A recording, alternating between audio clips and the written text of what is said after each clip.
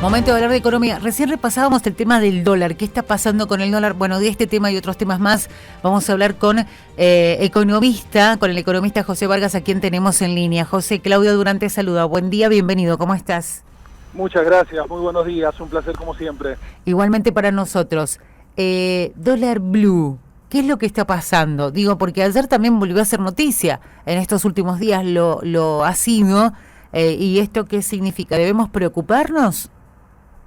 Sí, porque es un termómetro, muestra los síntomas que está teniendo la economía a medida que nos acercamos a las elecciones. Uh-huh. Es cierto que todavía no está en el máximo histórico porque en octubre del año pasado llegó en Mendoza casi a 198, pero hace un par de días, yo diría hace prácticamente 15 días que viene subiendo de una manera importante, producto de varias situaciones, es decir, se suma lo de la calificación standalone para la Argentina, la caída de los bonos, de las acciones, la suba del riesgo país, la suspensión de exportaciones de carne en su momento, préstamos del Banco Central al Tesoro, los datos de inflación que siguen siendo muy malos para la economía en general.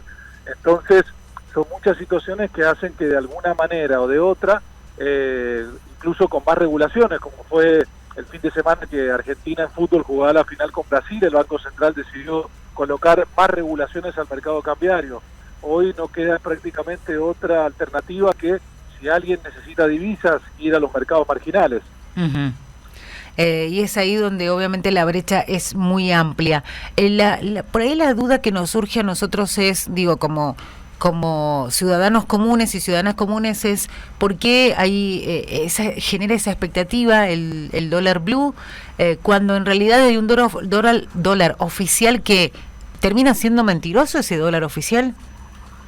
Sí, termina siendo un tipo de cambio ficticio, porque sabemos que en la práctica es un mercado completamente regulado. Quien quiera acceder al mercado cambiario oficial tiene miles de restricciones, es decir, un ciudadano común tiene primero que cumplir una serie de requisitos, y además de esos requisitos tiene un cupo mensual de no más de $200, con lo cual es hiper cerrado el mercado oficial.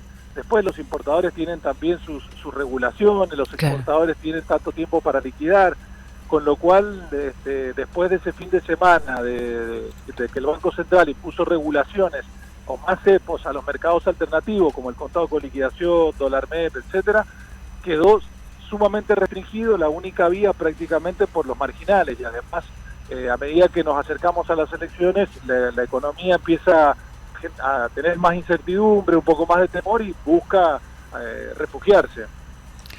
José, en los últimos días la noticia, ya pasando a otro tema, pero sin duda importante para la economía, fue por el lado del tema de la carne, el precio de la carne en góndola, que dicen, al menos con lo que las medidas que pretendía aplicar el gobierno, no surtieron efecto porque aumentó y además bajó la producción. Básicamente quienes son los productores cárnicos en nuestro país dicen, bueno, son las consecuencias y los efectos del cepo exportador, que generalmente lo que hacen es generar el efecto contrario al que pretende el gobierno, ¿no? Sí, totalmente. Es decir, sabemos que incluso con los últimos datos del INDEC de inflación vimos cuánto creció la carne en los últimos 12 meses, entre un 60 y un 70%, y de hecho fue uno de los productos alimenticios que más aumentó en el mes pasado. Es decir, que las medidas del gobierno, en unos días tomó la decisión abruptamente de suspender totalmente las exportaciones de carne, buscando que el precio interno bajara. Sabíamos que iba a generar el efecto contrario, es decir, que lo iba a impulsar más todavía, incluso con un sector ganadero que estaba totalmente en contra de esta medida, que acercó posiciones y el gobierno no se pudo poner de acuerdo. Después liberó parcialmente, con lo cual seguimos teniendo un problema grave y nos vamos a seguir encontrando con esos problemas en un bien alimenticio que es típico de la mesa de los argentinos, como es el caso de la carne. Uh-huh. En las últimas horas nos enterábamos que el gobierno va a destinar dinero para financiar los proyectos de capacitación en un sector que es el de las pequeñas y medianas empresas, que son las que generan empleo. Digo, en los últimos días y desde el inicio de la pandemia, el gobierno inyecta dinero, ¿no?, a través de distintas asistencias para hacerle frente a la crisis. ¿Funciona o no funciona? Digo, hay un efecto rebote por esto. Es lo que dicen muchos, porque si bien es un programa que ayuda, no soluciona nada porque es una simple ayuda, a la larga hay que pagar un costo. ¿Qué se puede pensar con eso?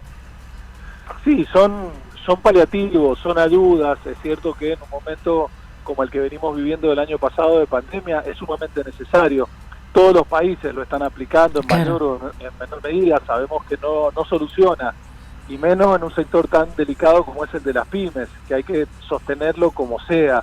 El problema es que no tenemos respaldo, es decir, se realizan todas estas ayudas con política monetaria, vía emisión monetaria sin respaldo. Entonces ese es nuestro problema. El resto de los países puede aplicar este tipo de medidas, pero tiene fondos anticíclicos, se puede endeudar a baja tasa, es decir, tiene alternativas que Argentina no tiene, o puede darse el lujo de tener 1 o 2 puntos más de inflación por año, y eso es lo que nosotros no tenemos. Tenemos que salir a paliar ese tipo de sectores. Sí, el problema es que el costo es sumamente elevado para nosotros por cómo venimos. También conocíamos un poco de los números de la industria y hoy nos llamaba mucho la atención y me parecía que entendieron, en esto de dar a conocer las cifras, que la comparación que se hacía de la industria, que era buena porque la hacían con el año 2019, entendieron esto, que se daba que el valor de referencia o el año de referencia debía ser ese año, y la industria decía, bueno, el sector automotriz es el que apuntala, y en general la industria va creciendo. ¿Cuáles son los sectores que han quedado más rezagados? Porque también hay una realidad que ese listado o esa especie de ranking pone en el tope al sector automotriz, pero en el caso de Mendoza no tenemos sector automotriz. ¿Qué pasa en Mendoza con la industria? Claro, es cierto. Cuando uno mira todo el sector industrial, uno ve que la industria es bastante dispar en cómo viene evolucionando, yo diría, en los últimos meses. Hay sectores que empiezan a mostrar signos positivos, como es el caso de la industria automotriz, como es el caso de la industria de la construcción, pero después el resto de los sectores, el resto de la industria viene muy rezagada y le cuesta bastante, sobre todo la industria que tiene que ver con las economías regionales, como es el caso de la provincia de Mendoza, que depende mucho de la distancia, depende mucho de los fletes, depende del costo, depende de los mercados cambiarios, depende del resto del mundo. Es decir, que es una situación sumamente delicada, porque quizás por ahí las medidas de política económica a nivel nacional van hacia los grandes sectores industriales, pero los que están más rezagados, como son las economías regionales, les está costando mucho, y hasta incluso muchas de ellas han tomado directamente la decisión de no continuar más con la actividad. Qué terrible. José, muchísimas gracias por estar con nosotros esta mañana. Gracias, como siempre. Hasta la próxima. Hasta la próxima. Un abrazo. José Vargas, economista, analizando el dólar y la economía en general de nuestro país frente a una situación que nos sigue atravesando, y es básicamente la pandemia.